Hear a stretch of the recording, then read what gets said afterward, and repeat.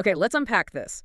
Think about retirement planning, like, building a house. Right. You don't want to build the whole thing out of wood, right? Like representing stocks, just in case there's a fire. Yeah, that makes sense. You want some brick in there. You want some stability, and physical gold is often that brick. But buying that brick for an IRA is surprisingly complicated. Like one paperwork error, and boom, you trigger a tax penalty that just wipes out a huge chunk of your savings. Oh, it's a terrifying scenario. And, well, frankly, it happens a lot more often than people think. Yeah. Especially when they try to navigate these highly regulated alternative assets, without a map. Right, which is exactly why this deep dive is so crucial today. Our mission is to basically decode this high-stakes, kind of opaque world of gold IRAs. We want to cut through all that aggressive marketing noise and figure out exactly how these mechanisms work, what are the fees, and how do the top 5 companies in 2026 actually stack up. Exactly. And for this, we're relying on a really comprehensive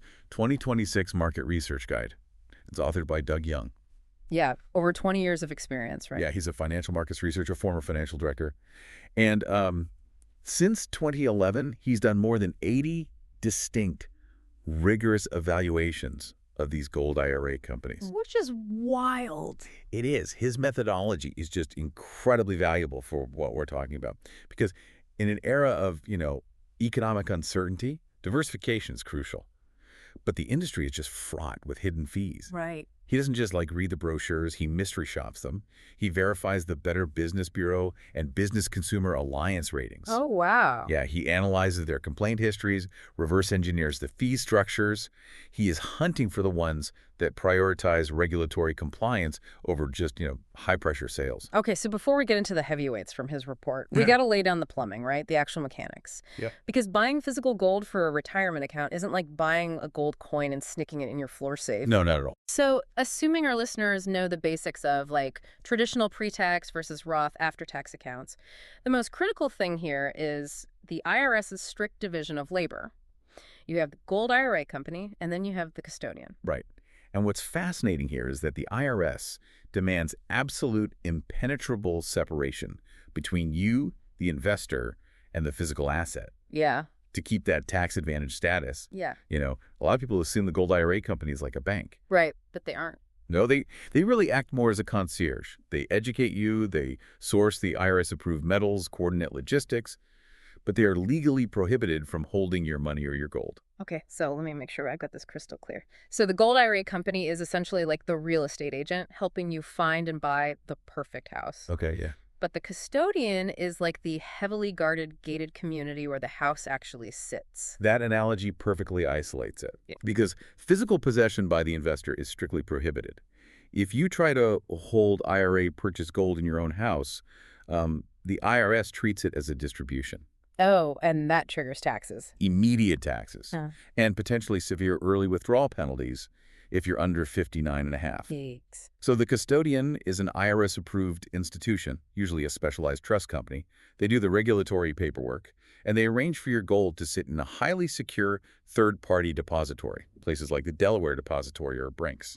Right, which brings us back to that terrifying paperwork error I mentioned. Yeah. Getting the funds into that gated community requires a rollover, moving money from an old 401k. And the research highlights a massive difference between a direct rollover and an indirect rollover. A massive difference. Direct seems easy, right? Money moves institution to institution, no penalties. But an indirect rollover sounds like an absolute landmine. It is a highly sensitive landmine. With an indirect rollover, you actually take a distribution of the funds yourself. And the second that money hits your personal checking account, there's a ticking clock. The 60-day window. Exactly. You have a strict 60-day window to deposit those funds into the new gold IRA custodian account. Miss it by one day, maybe the bank holds a wire, or you get sick, or something gets lost in the mail, and the IRS treats the whole amount as a taxable distribution. Wow. So you could lose nearly half your capital to the government just because a wire transfer was a day late. Easily, yeah. That is exactly why you need that real estate agent to orchestrate a direct rollover for you. So knowing that risk, let's look at how the top companies navigate this. Starting with the titans in the 2026 research, Augusta Precious Metals takes the #1 overall spot. They do. And their credentials in the report are just formidable. 0 complaints, A+ and AAA ratings everywhere. Yeah. But what really separates them isn't just compliance. It's this intense focus on macroeconomic education. They actually require prospective clients to do these private one-on-one web conferences with a Harvard-trained economist. Southern Steel, right. Yes, before any transactions even happen. And you get a lifetime dedicated account specialist. But wait, here's where it gets really interesting. That white glove, Harvard-level service has a massive catch. It does. Augusta requires a $50,000 minimum investment. I mean, I have to push back here. Isn't tying up 50 grand in one illiquid asset incredibly risky for an average retiree? Does best overall just mean best for the wealthy? Well, it's a vital challenge to their model. And the research analyzes this structural trade-off in depth. That high barrier to entry is precisely why they can offer those lifetime specialists without resorting to high-pressure sales. Oh, because they aren't relying on volume. Exactly. If a company processes thousands of $5,000 accounts, the margins force them to turn and burn. Augusta filters out that noise. They're targeting a very specific bracket of investors looking to hedge substantial portfolios who really demand a deep understanding of global market risks. Okay, I see the logic. It's a premium filter. But what if a listener wants that wealth preservation? They want the elite service, but they don't want to drop 50 grand out of the gate. The research points to Goldco as the immediate alternative. Right. Yes. Goldco captures that critical tier just below Augusta. They have a lower minimum, $25,000. Still significant, but lower. Right. And the research highlights them specifically for their incredibly streamlined rollover process. They act almost as a complete proxy for you. They do virtually all the heavy lifting with your previous 401k provider to ensure you entirely avoid that 60-day landmine. And they have that great buyback program. They do. Which makes sense. I mean, sticking with the real estate analogy, eventually you want to sell the house, right? But the deed is locked in a vault somewhere. Goldco basically guarantees they'll buy the metals back at competitive rates when you need to liquidate. Yeah, and if we connect this to the bigger picture of retirement planning, a guaranteed buyback program is non-negotiable. Because it's not a stock. Right. It's a physical alternative asset. You can't just open a brokerage app, click sell, and have cash in 2 seconds. Liquidating requires a willing buyer who understands the chain of custody. A strong buyback program removes all that friction when you actually need cash to live on. Friction is the perfect pivot point here. Because if $25,000 is still too much, or maybe an investor just has a totally different strategy, we move into the territory of like the fractional preppers and the first-timers. Companies like American Hartford Gold, Advantage, and Birch. Let's look at American Hartford Gold. They dropped the IRA minimum all the way down to 10 grand, or 5 grand for cash purchases. But I found a glaring contradiction in the report. Oh, yeah. The report praises them for transparency, but it explicitly says they don't put their prices on their website. You have to call them. In a 2026 digital economy, isn't hiding prices behind a phone call a huge red flag? Well, this raises an important question about how we define transparency in a market that's governed by, real-time commodity fluctuations. Okay. The research acknowledges it's a point of friction for modern consumers. But the rationale is grounded in how precious metals premiums work. Because the spot price changes constantly. Right, the spot price of gold changes by the minute. But the premium, the markup on the actual physical coin or bar, varies wildly based on supply chains, minting costs, scarcity. Oh, I see. So American Hartford utilizes that phone consultation to educate the buyer in real time about why, say, a specific coin carries a higher premium today than it did yesterday. It's consultative, not just transactional. I guess that makes sense if you aren't an expert on minting costs. Plus, they offer specialized products that probably need explaining, like the Valcombi Combi Bar. Yes. This is fascinating. For listeners who don't know, a combi bar is essentially a sheet of gold with perforations, so you can break it into tiny 1-gram pieces, like a breakaway chocolate bar, but gold. Exactly. Why on earth do you need breakaway gold in a retirement account? It directly addresses the looming reality of RMDs, required minimum distribution. Oh, right. When you reach a certain age, the IRS legally forces you to withdraw a specific percentage of your traditional IRA every year, whether you want to or not. Ah. Okay. And you can't just saw a 400-ounce gold brick in half to meet your IRS quota. Precisely. If you only hold massive bars, you're forced to liquidate a huge chunk of your asset just to satisfy a small tax requirement.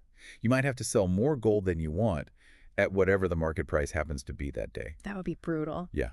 The combi bar and fractional metals in general give you surgical precision for those RMDs. Right. You liquidate exactly what the IRS requires, down to the gram, and leave the rest of your physical asset intact.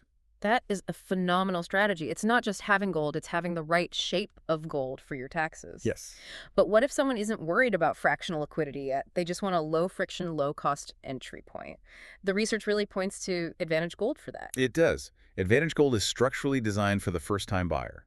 Their barrier to entry is the lowest in this top tier, just $5,000 to $10,000. Wow. Okay. But their real competitive moat, according to Doug Young's data, is their ongoing fee structure.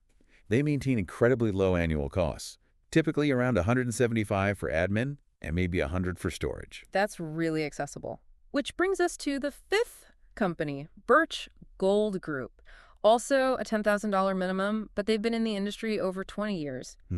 And what stands out to me is their selection. They aren't just doing gold and silver. They are heavily positioned for platinum and palladium. Yeah.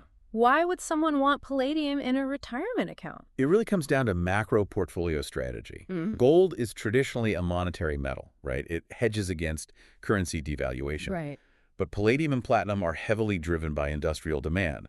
Automotive catalytic converters, electronics, emerging green tech. Oh, wow. So putting them in an IRA lets you maintain the tax advantages of physical metals, but you're actually betting on industrial growth and technological shifts rather than just hedging against inflation.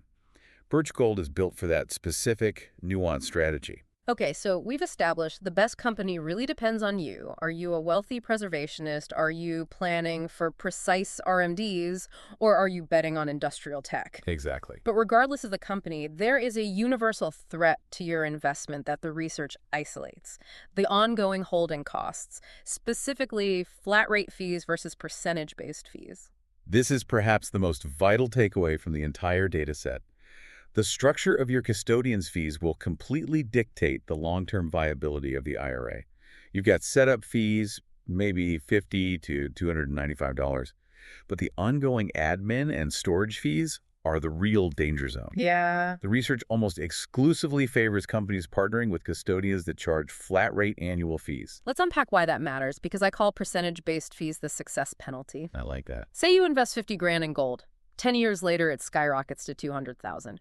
If your custodian charges a 1% annual fee, your holding costs just jump from 500 a year to 2 grand a year. Yep. You are being severely penalized for making a good investment, even though the custodian is doing the exact same work, just guarding a vault. It is a devastating drag on compound growth. A flat fee acts as a protective shield. Whether you have $50,000 or $500,000 in that vault, you pay the same predictable $150 or $200 a year. Your upside potential remains yours. Now, speaking of that vault, the research highlights 2 storage options, segregated and non-segregated. To use our analogies, segregated is like booking a private hotel room for your gold. Non-segregated is like a highly secured dormitory. Augusta charges $110 for segregated and $160 for non-segregated, which is a bit counterintuitive.